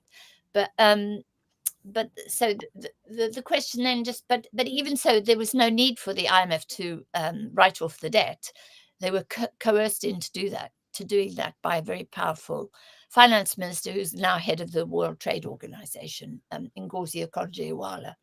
So it's just a deeply unfair, structurally unfair system whereby creditors call the shots and never make losses. It happened, the story of the Congo and the money lent to the corrupt leaders of the Congo, and the way in which they just hung around until the Congo chucked out the bad leader and then tried to restore democracy and tried to reestablish reputation internationally, and they got repaid in full.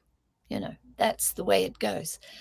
Anyway, that's I hope I've answered the question. I'm looking for the question now. You did scroll down. Yeah. We got it. Okay, go ahead, Mike. Just a couple comments about monetary policy in Africa. We have some project centers in Ghana, and we've been working with some of the folks over there. And the point that the people from Ghana make is that a lot of household sector borrowing is not avoids the formal banking system. Yeah. They use susus, which are local sort of investment clubs. Right. People are often members of several of them.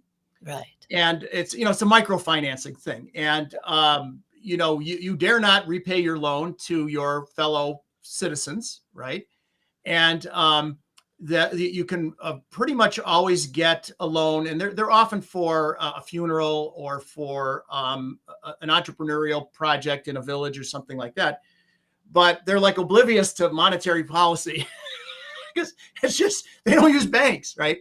Now, if that's 2% of the financial transactions, no big deal. But if it's a significant percentage, so where our modeling is trying to take that into account is what I'm getting at. And Right. it's, well, you can't just plop in a neoclassical model in Ghana. And it doesn't have that sort of thing. You have to find out what is going on, right? Do like a case study and then represent that, right? And Mike, do you, and doing that, Mike, do you also examine the rate of interest that they're borrowing at? Because sometimes, for microcredit, it's usurious. It is incredibly high in real terms. People don't think it sounds high, but relative to inflation, it often is. And that's not really taken seriously, in my view, by many. I mean, microcredit was so fashionable, and the World Bank was promoting it. Yeah. The rates of interest on those loans, the rate of extraction needed to repay those loans was extraordinary. But because it was a small loan, say it was $5 or $10 to a woman to buy a cow, she had to milk that cow silly in order to eventually be able to repay her loan, because she never repaid $10. She probably repaid $30, right?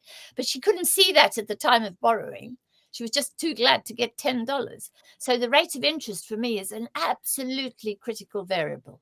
Yeah, and it might vary by nation. Muslim nations with usury laws, traditions might be different. But yeah, and in a simulation, you could say, what would it be like if the rate of interest was this rather than that, and see what the differences would be. Mike, when I've be taken into account. But when I've looked at loans in the British economy, it's really hard, because every loan is agreed separately, and the risk associated with that loan is determined by the creditor, the banker. Yeah. And it'll be a one-to-one. And, so to find out what rates of interest a bank is charging is very hard, because the rate of interest advertised for your savings in the poster on the front of the bank is nothing like the rate of interest they're charging to some new borrower having to buy a house in London or a flat in London. But finding that what is the word I want? It's that data is really hard to collect, I would suspect. So, even in London for housing loans? Any kind of loan, any kind of loan made by, but I mean, in the case of microcredit in places like Bangladesh, what we know is the creditors talked about the very high rates of interest, and has been what has discredited that movement, actually, because they became unrepayable. But in the case of the British High Street, there is no way to, the Bank of England actually collects data on interest rates, but they're very averagey. It's very hard to know, because every single loan is negotiated separately and is assessed separately. Anyway, well, some of that, but no, you make a good point. So in some sense, we're arriving at, how does one build a simulation model? Yeah. And, we're not trying to make, at least our group doesn't try to make a digital twin, of the real world. We egregiously simplify, and what we really say is we take the mental model of the expert and make that explicit. Although if there's written information or numerical information, you're mentioning data from Bank of England, which certainly utilize that. But we would probably say in a model, just spitballing here, there'd be a stock of low credit worthy people, modestly and good credit people, and they would each be given a different representative rate of interest, prime plus a bigger number for the higher risk people. And then that's embedded in whatever else is happening. And then they might move as their credit scores improve, they pay back their loan, they move to a higher or a lower credit risk and whatever. But yeah, we wouldn't be trying to model every individual person and their particular situation. Yeah. Well, hold on here. So Bass B, what's the joke? I heard a good joke about economists. What's the joke? Because I got plenty of them. And they're not very good ones. At least tell us the joke. Come on now, don't hold back. He's holding back now. He got frightened. Go on, we want this joke. Yes. Actually, he's probably typing it out. He's probably typing it out. He's just typing it in right now. People ask, what is a decent collective noun for economists? And the best one I have is a dismal of economists. What? Here we go. Here's the joke. Okay. That's been around for a long time. I'm afraid to have the one about what do you. In fact, it's not a very realistic joke, because economists are obsessed with what they believe is the truth. We got that at John Hearn last time round, and you can't buy his opinion. You get what he believes, which is the problem. What do you call 10,000 neoclassical economists at the bottom of Boston Harbor? A good start. Yeah. Well, actually, Australia had a great treasurer called John Kerrin, and he told the joke. He said, "What's the definition of waste?" He said, "It's a bustle at a treasury economist going over the edge of a cliff with one empty seat." Yeah, right. Yeah, right. Yeah. So, and we talked before the show. Dismal of economists. That was it. Yeah, that's it. Yeah. Sorry. We talked before the show, Anne, about the situation in the Middle East. Do you have any statements you want to make about that situation? We are getting close to the end of the show, but you may want to cover some issues around it that, since you're from South Africa, you're no stranger to human suffering, or at least experiencing elements and understanding it. So maybe I've got something you could add to that situation. Well, just simply to say that, the South Africans have long identified with South African Black people in particular, have long identified with Palestinians. But also, just to put it back into the macro picture, I was very struck by the fact that the South Africans didn't back Putin, but decided to be neutral on the Ukrainian invasion, and in the process angered the United States, which was quite courageous of South Africa to do. And that's for several reasons. One, because Russia, and I remember this vividly as a gal, Mandela, when he escaped from jail, fled the country and went to the West to ask for support for the ANC, and managed to get absolutely no support. They dismissed him as a communist and blah. He went to the Russians, and the Russians said they would help, and they helped. They gave him real practical help. And the South Africans haven't forgotten that, even though times have changed and leaders have changed and so on. But the thing that's really annoyed South Africa and all the countries of the South is the treatment of Russia's reserves by the United States, the freezing of her foreign reserves. And they see this as utterly outrageous, as do I. This is a public good. These are the public assets of Russian society. And the Americans arbitrarily decide to freeze them. They've done the same to Afghanistan, of course, and to Venezuela. And what's dawned on countries like South Africa, if they can do it to Venezuela, Afghanistan, and Russia, they can do it to me. And so we see what's forming is this united front, where they're gagging around China and Russia up against the United States. And then comes Palestine. And now it becomes crystal clear where the interests of the global South lie. They do not lie with the United States and Britain. And there is an extraordinarily wonderful video doing the rounds today of the French ex-Prime Minister, I think it's du Villepin, Villepin, who says that what has happened in Palestine is that Hamas have trapped Netanyahu and the far right of Israeli politics in a scheme, and they are doing exactly what Hamas wants them to do, i.e., they engaged in that barbaric murder of, I don't know, 1,200 people. They took hostages, and Netanyahu responded in exactly the way Hamas wants them to, which means that today the focus is entirely on Palestine. The deal with the Saudis has dropped, and Israel has been dropped. We are now united. The world is now uniting behind Palestine, as they did last night at the United Nations.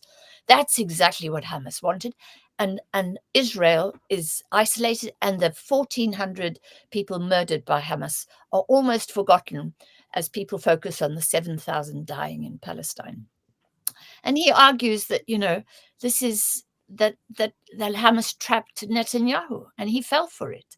And that we can't resolve this problem he thinks you shouldn't call for fault. You shouldn't ask whose fault is it. He said, because only the philosophers and the historians will be able to determine fault. What you have to do is to fix it. You have to do something. You have to take action. And he wants to see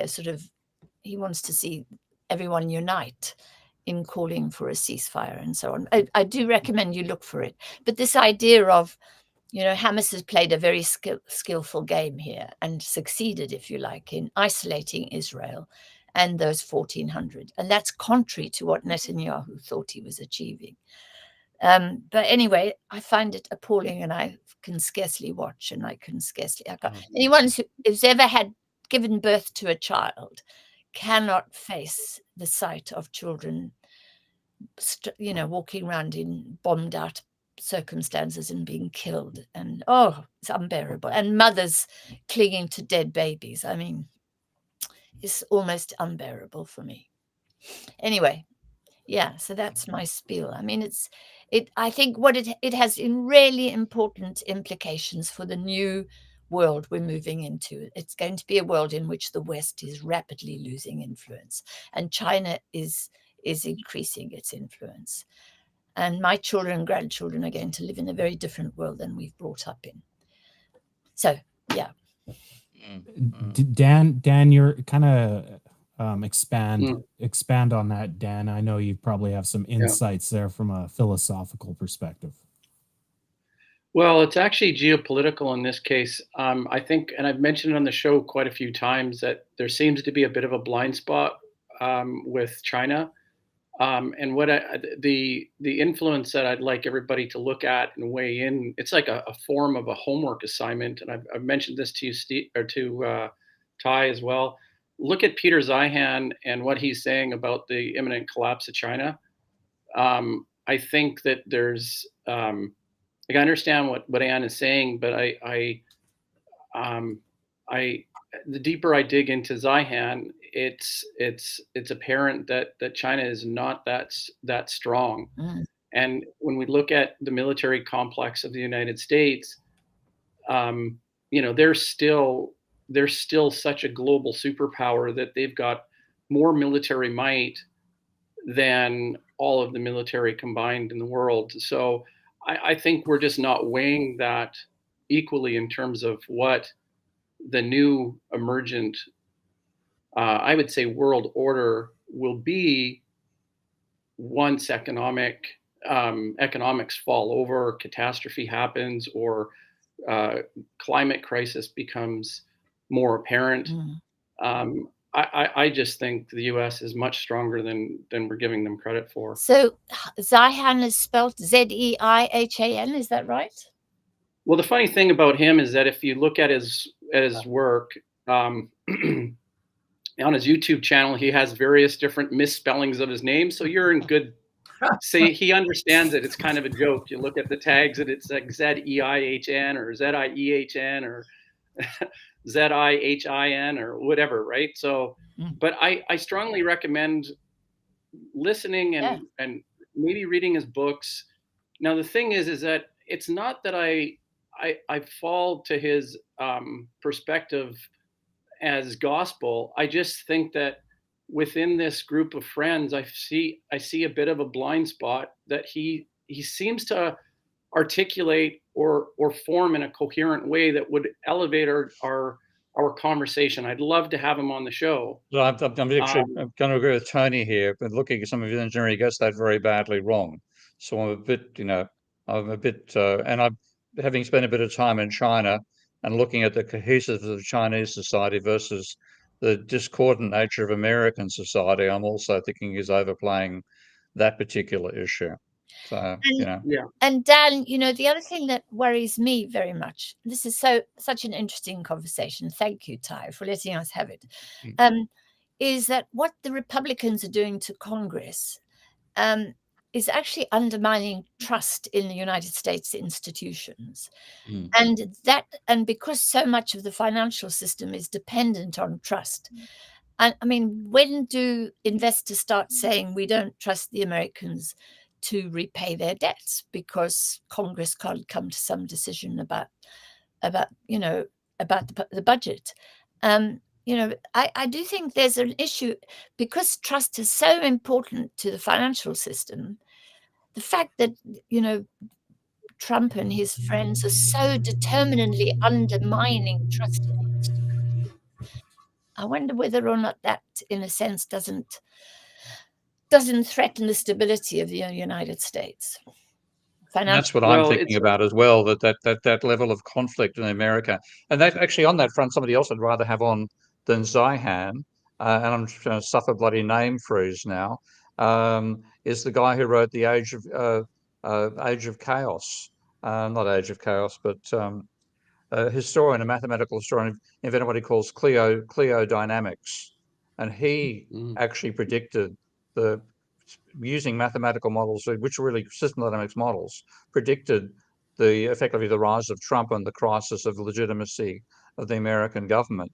I'll drag his name out of the back of my brain at some point in the conversation, but I think he's a substantially deeper thinker than Zihan, and his argument really is about the fragmentation of America, largely out of what he argues that you get Peter Turchin. Thanks very much. Appreciate that. We had a bit of a fight on Twitter today, but that's a very helpful comment. PE 101. So Peter Turchin, and he argued that you have dynamics of growth of elites. So if you go back like the American states, there's only 100 senators, roughly, and initially you might only have about 120 people competing for those positions, so you don't get a lot of chaos out of it. But you get 400 and 500 and 600 people and more competing, and you get a level of political fragmentation coming out of that, and that leads to a breakdown. And that's some way you interpreted the rise of the Tea Party and so on. So he actually predicted that in a system dynamics model about 8 years before it happened. So yeah, that to me implies a lot less stability in the United States. And what worries me the most in the stability of the United States, when we start seeing climate breakdown, that's the last country I want to be in, given how many bloody weapons there are and the level of individual battling you'll see over resources that'll happen at that point. Well, we go back to that radicalization that we had when last week's show, and there's I don't know how many hundreds and hundreds of mass shootings that happen within that. It's just scary. Yeah, I agree. The Zihan piece, I think he follows in this tradition of population dynamics, almost like the first time I had exposure to that was I think it was Adam Foote's Boom, Bust, and Echo. Now, kind of a maybe simplistic view. And I think my criticism of Zihan is that he's too simplistic from population, I guess, like demographics, right? So where's the workforce? Where's that production-centric workforce and in the age demographics, and how is that emerging in one country versus another? He positions India much higher than he does with China's inevitable collapse. That's a bold statement, a bold move to be able to say that. That runs antithetical to what we're talking about and what I see from like the intellectual collective of friends that appear throughout the show. So I'd like to see a little bit of a deep, not a deep dive, but like give him a good shot. He's got some like, I guess, like intel. I don't know if he's like ex-CIA or something, but he's got some very interesting insights that I'm not trying to put him on a pedestal as somebody who's a prophet or anything. I'm just saying that, spend some time listening to his like 8-minute daily videos about geopolitics. It's interesting. Yeah. I think he deserves a place at the table. I think one other thing might be really interesting from a philosopher or philosophical standpoint is returning to the concept. I know this is really old, but this is the cycle of politics in Plato's Republic. You know, how we move from oligarchy and it degrades to rule of the democracy, and what are the forces in a circular diagram that move away from the chaos, which is not what we want, but we're in a state of oligarchs and micro fiefdoms of economic sovereignty, like Anne is talking about. We're looking at like a real bizarre world of protectionism in a neoclassical order, which is like, well, how do you move away from that? And I think when it's one system or one solution, we run into real big problem. But here Plato's, I guess, like moving from one system to another, and a degradation of one system moving into other systems is kind of helpful to return to the classics. So that would be my advice. I see a lot of comments there in the chat about Zihan needs to learn about money, et cetera, et cetera. But I think it's always important, just a message to everybody, that sometimes it's better, and that Mike will agree with me, and from a modeling perspective, to focus on one problem. And maybe Zyhand is looking at something in isolation, and that's might be maybe a good approach, and maybe he's missing the mark on money. I'll have to check him out myself. Dan, I haven't checked him out yet. Okay. To be fair, Dan mentioned him like a month ago to me, and I've yet to do it, but I think I will try to get him on the show, regardless if he knows about money or not, because sometimes there's broad issues in our world, right? And it's not all about money, and it's not, all about resources. Obviously it's a meld of everything. So maybe there's something Zion has to say. Peter Zihan, I'm going to check him out, Daniel. I got you, buddy. Okay. I'm listening. I hear you. As Joe Biden would say, I hear you. Then he'd fall over. Yeah, okay. Ooh, shots fired. Hey, and I want you to get a little personal anecdote, which I was quite impressed about when I first realized it with you. Tell us your Muhammad Ali story. Oh, it's so wonderful. So anyway, as part of sort of raising awareness of the debt, we were working with Bono and U2, of course, and I was a bit worried about getting these celebrities involved. But anyway, someone came up with the idea of inviting Muhammad Ali to come to Britain to talk about the debt. And sure enough, the man came with his entourage. And of course, we were just a sort of humble activist group, really, and sort of managing this crowd of people was quite challenging. But I picked him up at the airport, and we drove up to London, and I talked to him, and I said, look, this is really a campaign about racism. I said, because most of these countries, especially in Africa, are black, and a lot of people here say, oh, those black people, you can't trust them, they're all corrupt, and they don't know how to manage their finances. So I said, I often find, because when we're campaigning on the street, let's cancel the debts, they say, why cancel the debts of those black people? Nobody cancelled my debts.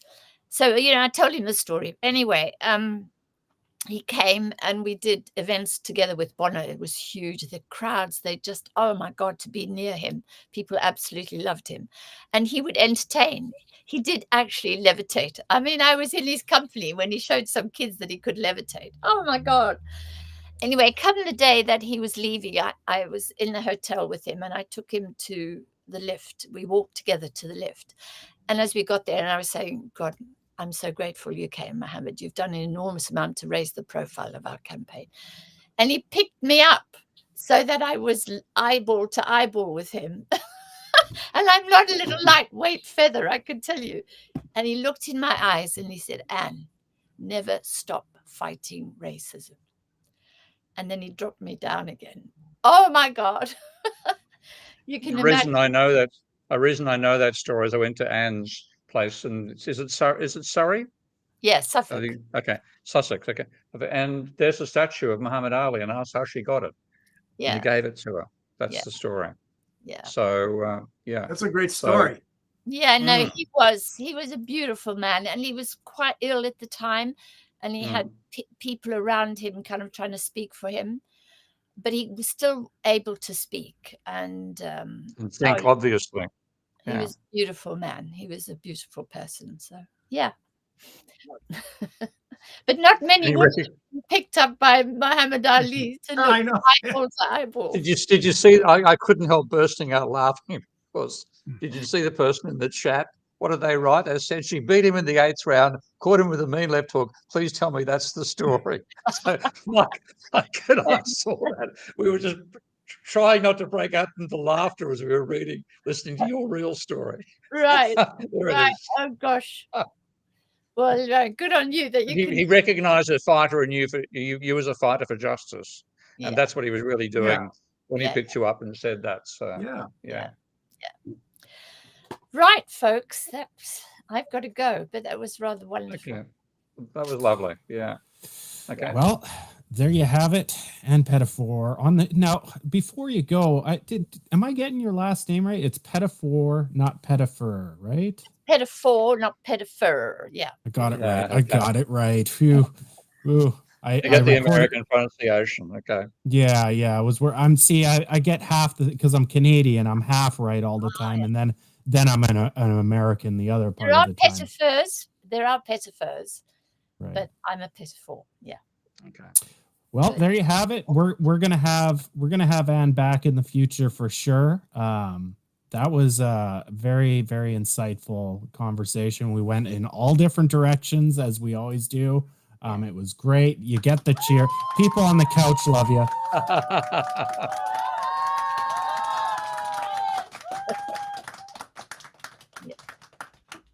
Until next week, guys, for Mike, Steve, Dan, and Ann Pettifor. See you next time. Bye-bye.